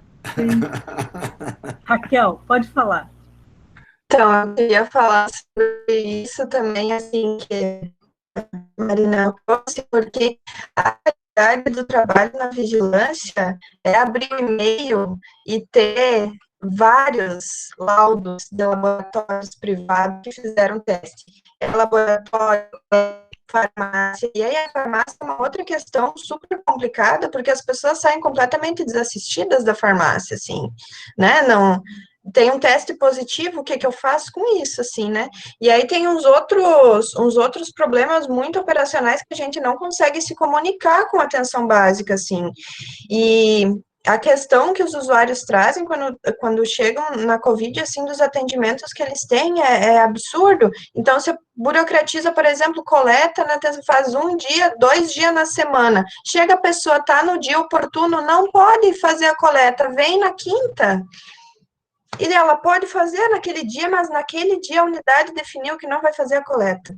Então, assim, a gente perde muita gente por causa disso, de não posso te atender, assim, vai em tal lugar, vai em outro lugar. E aí a questão dos dados, que todos eles estão centralizados no centro de referência e a gente não tem como escoar, então tem que fazer não sei o que tabela. E aí se perde um monte de tempo vendo tabela e conferindo e fazendo isso, que é tudo o trabalho que uma pessoa veio, que tinha que fazer, não fez, e isso estoura depois. Outro problema, agora estão botando as cartas na mesa, né? Porque, gente, às vezes eu não durmo pensando nisso, assim.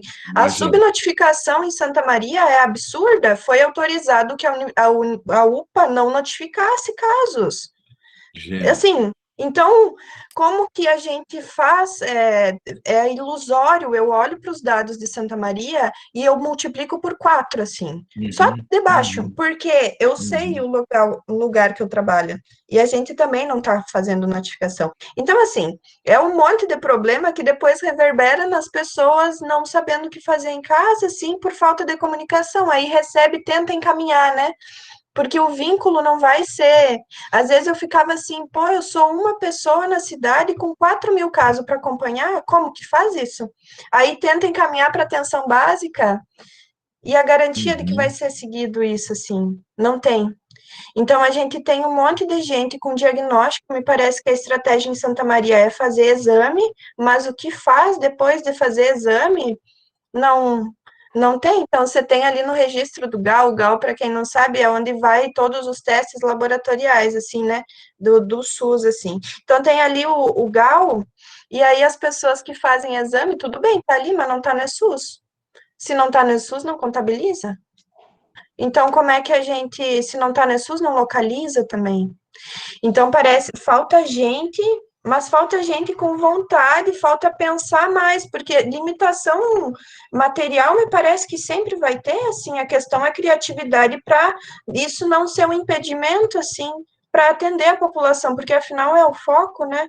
Não, para mim me parece que é muito limitante achar que com diagnóstico a gente resolve o problema, mas não, isso não resolve, né? Só vai deixar a pessoa desesperada e provavelmente não vai estar em isolamento porque não teve nenhum profissional da saúde que se propôs a viabilizar esse isolamento, assim. Então é super frustrante, porque no papel é belíssimo, é lindo, mas a prática é assim, é ter que, às vezes, não sei, às vezes é assim, porque o negócio é que quando vai fazer o segmento com a pessoa, muitas delas não fazem acompanhamento na atenção básica de outras coisas, elas não acessam o serviço, ou porque chega lá, não tem médico para atender, porque não sei o que, não sei o que. Então, fazendo o segmento é uma baita oportunidade, além de acompanhar a pessoa no processo da Covid, né, mas também de vincular ela ao serviço e fazer essas outras coisas que a gente está deixando de fazer, assim, porque já vai pegar um monte de informação, com quem ela mora, onde é que ela trabalha, quais são os hábitos dela, porque a gente tem tudo na mão, assim, só que eu acho que isso da universidade, meu Deus, se abrisse campo, assim, com mais facilidade para as pessoas estarem lá, porque falta gente, por exemplo, para fazer umas coisas que fica nas nossas custas, assim, de, tipo, encaminhar os dados para as pessoas da atenção básica e tem que aprender todo o negócio estatístico, não sei o que, perde tempo fazendo tabela e tendo que comunicar, assim, tem outra pessoa que precisa fazer isso. Então, a gente precisa de um monte de gente envolvida realmente, né, para combater, assim, isso e, sei lá, eu acho que tem muito trabalho a fazer, sempre tem muito trabalho a fazer, só que às vezes é um lance de prioridade, assim, como eu faço o segmento, às vezes eu fico, bom, eu não vou conseguir acompanhar todo mundo, eu vou fazer pelo menos uma ligação, porque eu sei que eu vou conseguir falar com essa uma pessoa, eu estou falando com 5, porque ela tem uma família. Então, isso é suficiente. Em meia hora eu resolvo. Próxima meia hora, outra família. E não vai dar para ficar acompanhando. É tipo, porque é urgência, né? Às vezes eu fico assim, a gente tá falando de vida e morte, né? Não é de outra coisa. Então, é um trabalho de muita urgência, assim, um monte de impedimentos sempre, né? Mas eu acho que é possível. Eu acho que é possível. Nossa, Raquel, muitíssimo obrigada. porque você nos dá, assim, um banho de realidade, né? Diz, olha aqui, pessoal, é assim. E acho também que a Raquel vai nos mostrando que um pouco do jeito de Santa Maria, né? Que o recurso está lá, mas desarticulado ele pode menos, tá? O recurso está lá, tem o residente, tem gente, mas está desarticulado. A Marinel deve estar ouvindo isso com bastante atenção, porque a Marinel está tentando bancar um projeto de extensão para colocar gente nos serviços, para fazer isso que você está falando. Gabriel Bento, você não precisa nem pedir para falar, nosso querido monitor, a palavra está contigo. Oi, gente. Peraí. Eu não sei se estou mutado no YouTube, só um instante. Não, tá funcionando. Então, eu ia comentar, mas aí a Raquel começou a falar do que eu ia falar também. Mas eu posso falar também. Que eu acho que a gente tem uma turma com um monte de gente e a gente não tá aqui só por causa das horas, sabe? A gente tá para aprender alguma coisa que a gente não aprende nas outras disciplinas. E essa discussão é um negócio que não pode morrer aqui na SUS em tempos de pandemia, não pode morrer na pandemia também, porque é uma questão que a gente tem que levar para frente. Porque eu cansei de ouvir que certas coisas você ouve de colega, de vizinho, de trabalhador, sei lá, é uma coisa, mas você ouve de professor mundo de abobrinha, de coisa que tá errada em relação ao nosso sistema de saúde. Então a gente não pode deixar assim, sabe? E não pode reproduzir essas abobrinhas. E eu acho que é isso, essa luta que a gente está fazendo aqui é nossa também, não é só lá da gestão, não sei o que também vai ter gente aqui que vai para a gestão. Então era mais nesse sentido que eu queria comentar. Muito bom, muito bom. Professor Facchini, comentários finais, pode ser? Claro, claro, é um prazer, muito obrigado. É muito bom ficar conversando com vocês, viu? Excelente. E uma turma, né, muito criativa, né, com uma reflexão muito, muito boa, né? Bom, evidentemente que os problemas locais que vocês mencionaram, né, embora lugares com ações muito positivas, né, os problemas que a gente tem observado, e aí esse depoimento que a Marinel e que a Raquel fizeram, ele é bem emblemático, né, porque um lugar importante como Santa Maria, né, uma das maiores cidades do país, então, né, com uma cidade universitária, além disso, com uma infraestrutura urbana, né, bastante razoável. Então, ter uma situação de cobertura da atenção primária tão limitada, né, tão crítica, mostra esse contexto que a gente está vivendo, evidentemente. Então, né, essa é uma situação estrutural, histórica, de muitos anos aí da cidade, de muitas décadas. Né? Então, Santa Maria não surfou na onda, né, da expansão da rede básica em função do Sistema Único de o trabalho, uma coisa com base, né, num voluntarismo político, né, de uma pessoa, de uma época, e não de uma ideia sistêmica, de uma rede com base, né, nos princípios do Sistema Único de Saúde, num modelo de atenção básica que foi criado, né, primeiro através das unidades básicas, em seguida logo com a organização das equipes de saúde da família. Então, você tem um problema histórico. E isso, evidentemente, que num contexto como esse, né, tão agudo e tão grave da pandemia, isso, né, se torna muito mais frágil, muito mais vulnerável. Isso não tem a menor dúvida. A gente viu, olha que para a gravidade da Covid, para a gravidade do desgoverno que a gente enfrenta e das questões de descoordenação, né, das ações de saúde, até que o SUS aguentou muito bem, né? O SUS foi a grande nota de destaque no enfrentamento da pandemia. E ainda que a atenção primária à saúde tenha sido torpedeada e desconsiderada, ela também tem respondido de maneira importante, né? Pode fazer muito mais, 10 vezes, 100 vezes mais, mas é para ver como é que a gente tem uma estrutura sistêmica forte, apesar de todo o subfinanciamento de toda a história do SUS e que agora se agrava muito mais, né? Mas o fato é que o SUS aguentou. Mas também a pandemia foi um momento de aprofundar as iniquidades, porque aí é o que muitos de vocês já comentaram. Por exemplo, pega a situação do Amazonas, né? Então, a região norte, o Amazonas, sempre teve uma infraestrutura de saúde muito mais frágil que as demais regiões do país. Quando vem esse contexto grave da pandemia, lá é um dos primeiros lugares onde entra em colapso, etc. e tal, né? Mas também teve colapso de maneira, né, muito menos evidente e tal, em vários dias em Pelotas, também teve em Porto Alegre, também teve em outros lugares, né, evidentemente, mas não com a dimensão essa de Manaus. Então, a situação de Santa Maria, ela de fato é um problema grave, porque para a gente enfrentar o desafio atual, a gente precisaria de uma expansão muito importante da rede básica, para que pudesse, de fato, responder a essa questão.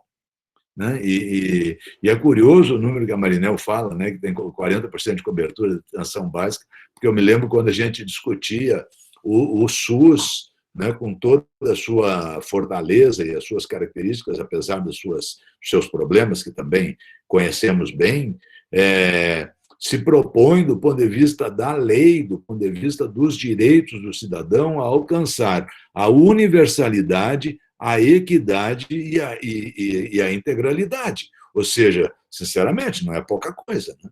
Nós estamos falando de tudo. Estamos falando de todos os tipos de procedimentos de saúde para todas as pessoas em todos os lugares. Né? E no México, por exemplo, que é um país que tem, né, uma capacidade de riqueza similar à do Brasil, ainda que com metade da população brasileira, um pouco mais que a metade, né, num território bastante menor, você tinha, com toda a reforma que foi feita, né, pelo modelo neoliberal no México do sistema de saúde, lá você tinha metade da população do país sem cobertura de saúde, sem qualquer cobertura de saúde.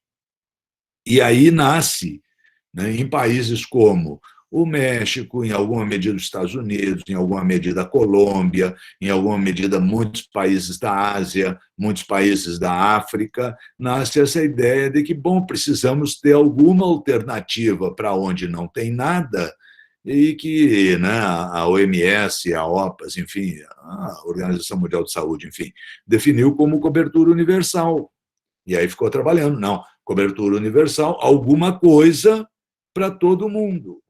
Qualquer coisa, mas alguma coisa para todo mundo. Pode ser uma vacina contra a poliomielite, pode ser, por exemplo, acesso ao pré-natal para todas as gestantes, pode ser reidratante oral para todas as crianças com diarreia.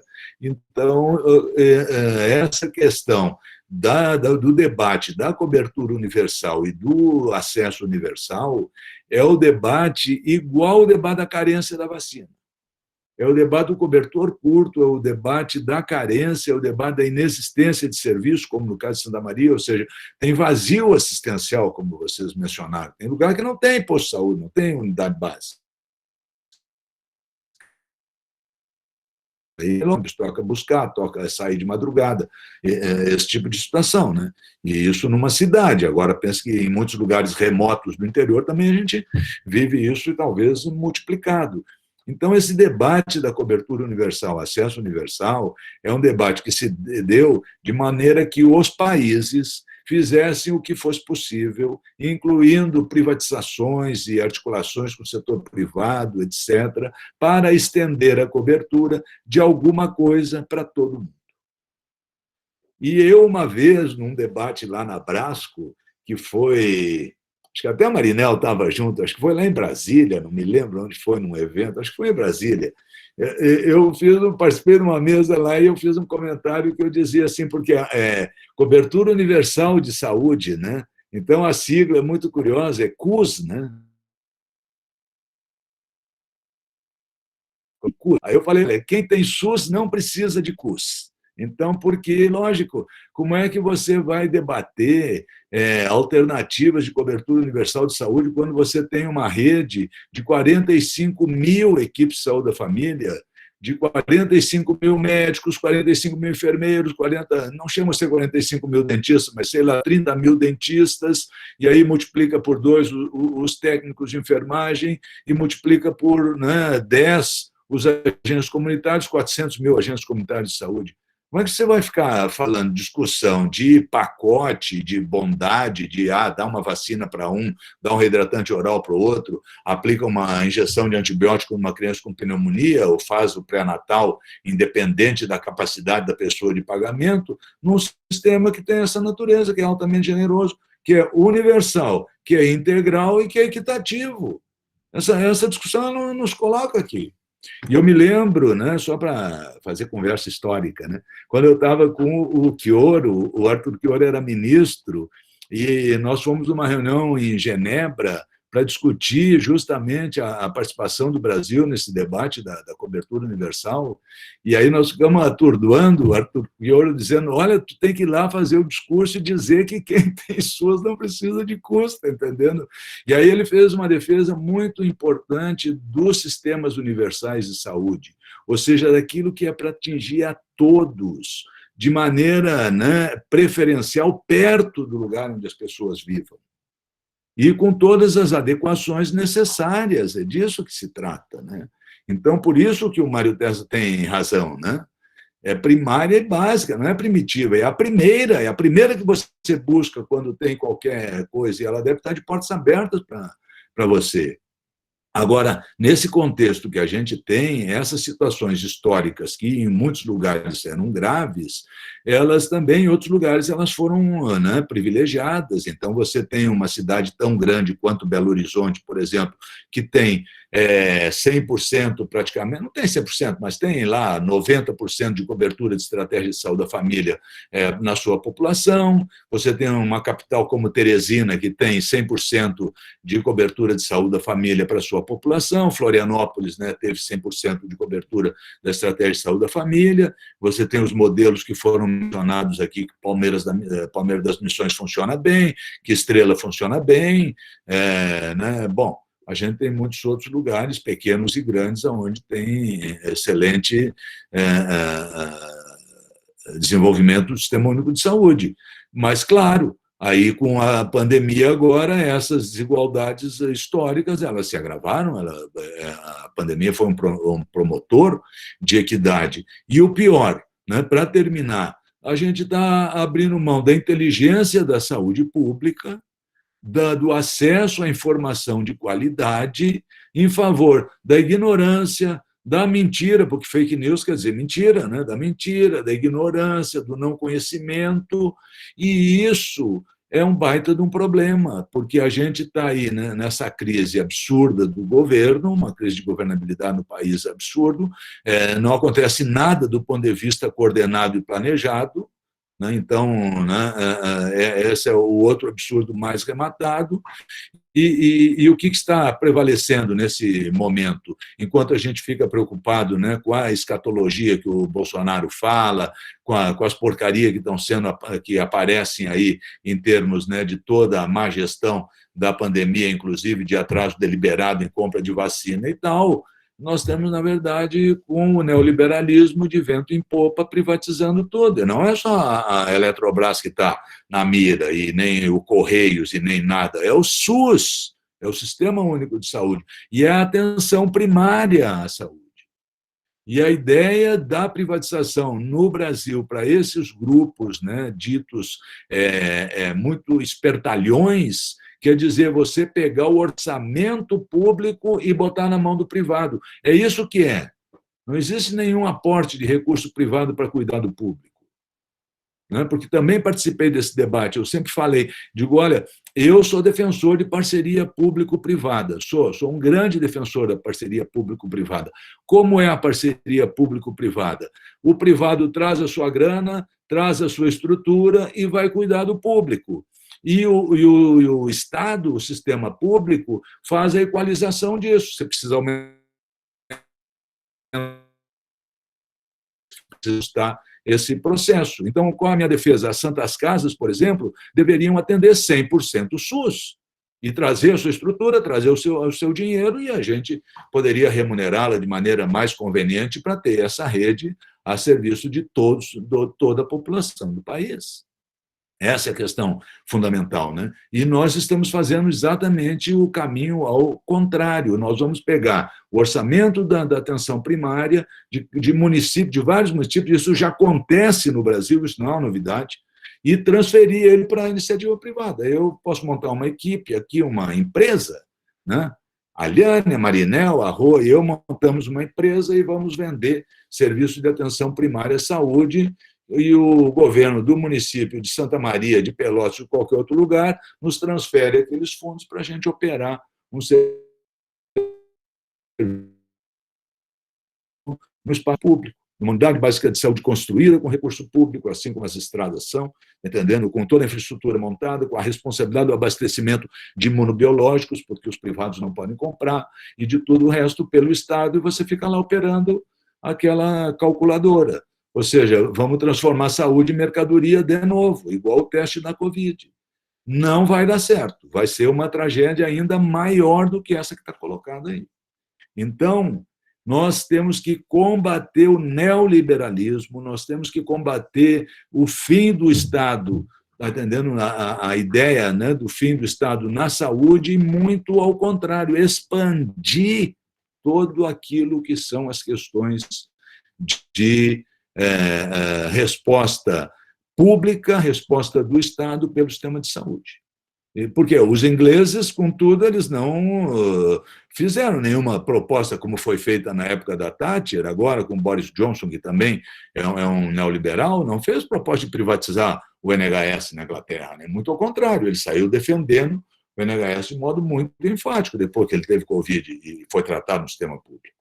Então, essa é a guerra que está nos colocada. E o Keynes, para terminar de uma vez, o Keynes, que foi o grande economista, né, do final, né, do enfrentamento da crise de 1929, né, da quebra mundial do capitalismo de 29, que organizou, né, toda a ideia do Estado de proteção social, inclusive nos Estados Unidos, mas principalmente na Inglaterra e na Europa. Ele dizia o seguinte: os neoliberais, a única coisa que eles não querem é informação e conhecimento, porque a informação e o conhecimento obriga o camarada a, pelo menos, dialogar, debater, se enfrentar, discutir com algum tipo de evidência que possa mostrar como é que deveria ser. E agora, se eu não tenho, né? Então, por isso o Ministério da Saúde parou de notificar casos e óbitos, e não notifica adequadamente a questão da vacina, e suborna e negligencia todas as informações, porque, de fato, é um processo estratégico. Então, eu quero deixar aqui para vocês, né, toda a minha força, todo o meu incentivo, toda a minha animação, para que vocês continuem, né, se qualificando e enfrentando essa, né, essa batalha, né, esse enorme desafio que nós temos pela frente com muita determinação. Muito obrigado, Liane, muito obrigado a todos e a todas, né, muito bom estar com vocês, beijo para todos, em especial para a Liane, para a Marinel, para a Rô, muito jóia. Nossa, muito obrigada, Facchini. Tem várias mensagens no WhatsApp, lá na transmissão, aqui, te agradecendo pela aula. Tem um abraço da Bernadette Pérez, que esteve conosco na semana passada.